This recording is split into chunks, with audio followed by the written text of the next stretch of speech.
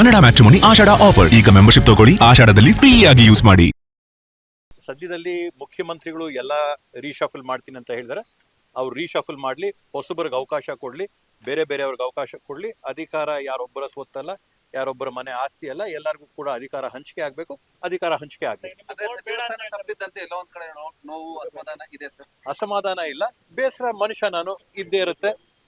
ಕಾಲ ತಸ್ಮೇನ ಅಂದ್ರೆ ಮುಂದಕ್ಕೆ ಹೋಗ್ತಾ ಹೋಗ್ತಾ ಹೋಗ್ತಾ ಎಲ್ಲ ಸರೋಗುತ್ತೆ. ನಿಗಮ ಮಂಡಳಿ ಬೇಡ ಅಂತಾನು ಹೇಳ್ತಾ ಇಲ್ಲ, ಬೇಕು ಅಂತಾನು ಹೇಳ್ತಾ ಇಲ್ಲ. ಅಧಿಕಾರ ಹಂಚಿಕೆ ಆಗ್ಬೇಕು, ಎಲ್ಲರಿಗೂ ಕೂಡ ಅಧಿಕಾರದ ಅವಕಾಶ ಸಿಗಬೇಕು. ಇನ್ನು ಕೂಡ ನಮ್ಗೆ ಸಿಕ್ಕಿದೆ 2 ವರ್ಷ 3 ವರ್ಷ ಬೋರ್ಡ್ ಸಿಕ್ಕಿದೆ, ಮುಂದಕ್ಕೆ ಕಾಯ್ತಾ ಇರೋರು ಅವ್ರಿಗೂ ಕೂಡ ಅವಕಾಶ ಆಗ್ಬೇಕು ಅನ್ನೋ ಅಭಿಪ್ರಾಯ ನಂದು. ಸಚಿವ ಹೈಕಮಾಂಡ್ ಏನೇ ಹೇಳಿದ್ರು ಅದಕ್ಕೆ ಬದ್ಧವಾಗಿರ್ತೀವಿ ಅಂತ ಹೇಳ್ತಾರೆ ಶಾಸಕರು. ಹೌದು. ತದನಂತರ ಕಾಂಗ್ರೆಸ್ ಇಲ್ಲಪ್ಪ, ನಾನು ಮೊದಲು ಕೂಡ ಹೈಕಮಾಂಡ್ ಹೇಳಿದಕ್ಕೆ ಬದ್ಧ ಅಂತ ಹೇಳಿದೀನಿ.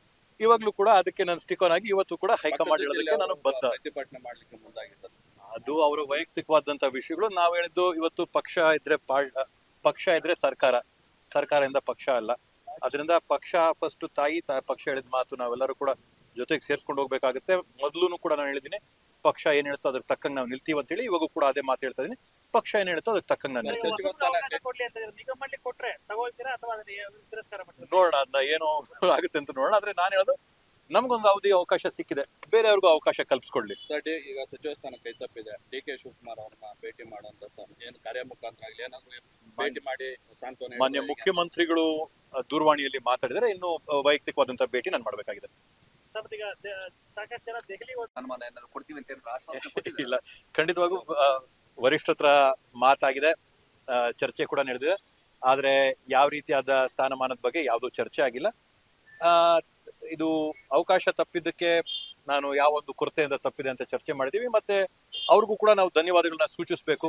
ಈಗಾಗ್ಲೇನೆ ನಾನು 2ನೇ ಬಾರಿ ಶಾಸಕನಾಗಿ 3 ವರ್ಷ ಈ ಸರ್ಕಾರದಲ್ಲಿ ನಾನು ಒಬ್ಬ ಶಾಸಕನಾಗಿ ಕೆಲಸ ಮಾಡಿದ್ದಕ್ಕೆ ಈ ಮಟ್ಟದವರೆಗೂ ಕೂಡ ನನ್ನ ಹೆಸರನ್ನ ಅವಕಾಶ ಕೊಟ್ಟು ತಂದು ದೊಡ್ಡವರು 4 ಬಾರಿ 5 ಬಾರಿ 6 ಬಾರಿ ಗೆದ್ದವರ ಪಟ್ಟಿಯಲ್ಲಿ ನನ್ನ ಹೆಸರು ಕೂಡ ಚರ್ಚೆ ಮಾಡಿ ಸೀರಿಯಸ್ ಆಗಿ ಚರ್ಚೆ ಮಾಡಂತ ಒಂದು ಮಟ್ಟಕ್ಕೆ ತಂದಿರೋದ್ರೆ ನಾವು ವರಿಷ್ಠರಿಗೆ ಅದಕ್ಕೂ ಕೂಡ ಧನ್ಯವಾದ ಹೇಳ್ಬೇಕಾಗುತ್ತೆ. ಹೇಳ್ತಿದ್ರು ಸರ್, ಯಾರ್ಯಾರಿಗೆ ಯಾವ ಬೋರ್ಡ್ ಅನ್ನು ಅಕಾಮಿಡೇಟ್ ಮಾಡಬಹುದು, ನಾನು ಅದನ್ನ ಮಾಡ್ತೀನಿ ಅಂತ ಹೇಳಿದ್ದಾರೆ. ಹಾಗಾಗಿ ಇಲ್ಲ, ಅದನ್ನ ಇವಾಗವರೆಗೂ ನಾನು ಯಾರತ್ರ ಕೂಡ ಚರ್ಚೆನೂ ಮಾಡಿಲ್ಲ, ಯಾರಾದ್ರೂ ಕೂಡ ನನ್ನೇನು ಬೇಡಿಕೆ ಕೂಡ ಇಟ್ಟಿಲ್ಲ.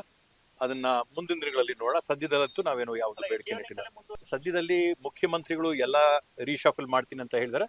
ಅವ್ರು ರೀಶಫಲ್ ಮಾಡ್ಲಿ, ಹೊಸಬರಿಗೆ ಅವಕಾಶ ಕೊಡ್ಲಿ, ಬೇರೆ ಬೇರೆಯವ್ರಿಗೆ ಅವಕಾಶ ಕೊಡ್ಲಿ. ಅಧಿಕಾರ ಯಾರೊಬ್ಬರ ಸ್ವತ್ತಲ್ಲ, ಯಾರೊಬ್ಬರ ಮನೆ ಆಸ್ತಿ ಅಲ್ಲ, ಎಲ್ಲರಿಗೂ ಕೂಡ ಅಧಿಕಾರ ಹಂಚಿಕೆ ಆಗ್ಬೇಕು.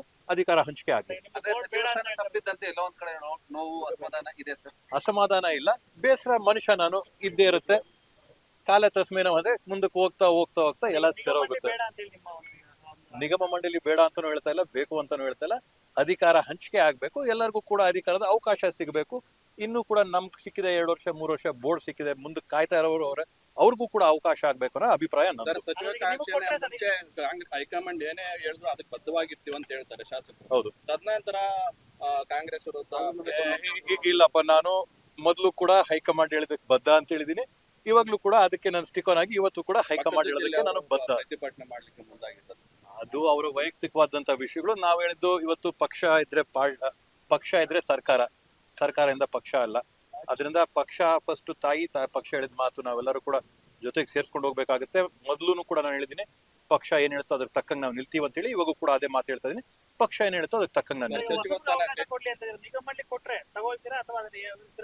ನೋಡೋಣ, ಅದನ್ನ ಏನು ಆಗುತ್ತೆ ಅಂತ ನೋಡೋಣ. ಆದ್ರೆ ನಾನು ಹೇಳೋದು, ನಮ್ಗೊಂದು ಅವಧಿ ಅವಕಾಶ ಸಿಕ್ಕಿದೆ, ಬೇರೆಯವ್ರಿಗೂ ಅವಕಾಶ ಕಲ್ಪಿಸ್ಕೊಳ್ಳಿ. ಈಗ ಸಚಿವ ಸ್ಥಾನ ಕೈ ತಪ್ಪಿದೆ. ಡಿ ಕೆ ಶಿವಕುಮಾರ್ ಅವ್ರನ್ನ ಭೇಟಿ ಮಾಡುವಂತ ಏನು ಕಾರ್ಯ ಮುಖಾಂತರ ಆಗಲಿ ಏನಾದ್ರು ಭೇಟಿ ಮಾಡಿ ಸಾಂತ್ವನ. ಮಾನ್ಯ ಮುಖ್ಯಮಂತ್ರಿಗಳು ದೂರವಾಣಿಯಲ್ಲಿ ಮಾತಾಡಿದರೆ ಇನ್ನು ವೈಯಕ್ತಿಕವಾದಂತಹ ಭೇಟಿ ನಾನು ಮಾಡ್ಬೇಕಾಗಿದೆ. ಕನ್ನಡ ಮ್ಯಾಟ್ರಿಮೋನಿ ಆಷಾಢ ಆಫರ್. ಈಗ ಮೆಂಬರ್ಶಿಪ್ ತಗೊಳ್ಳಿ, ಆಷಾಢದಲ್ಲಿ ಫ್ರೀ ಆಗಿ ಯೂಸ್ ಮಾಡಿ.